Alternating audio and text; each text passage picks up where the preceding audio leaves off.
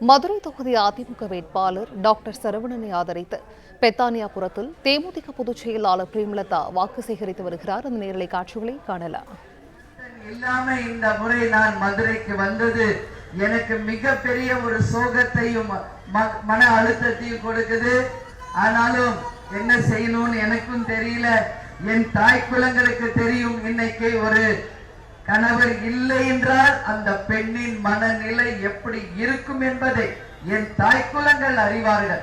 ஆனால் அண்ணன் நான் வீட்டுக்கும் கேப்டன் கோயில் தவிர எங்குமே போகாம இருந்தேன். அப்போ அண்ணன் எடப்பாடியார் கூட்டணி அமைந்த பிறகு என்கிட்ட சொன்னார், 40 தொகுதிகளுக்கும் நீங்க சென்று பிரச்சாரம் செய்யணுமா அப்படின்னு கேட்டார்.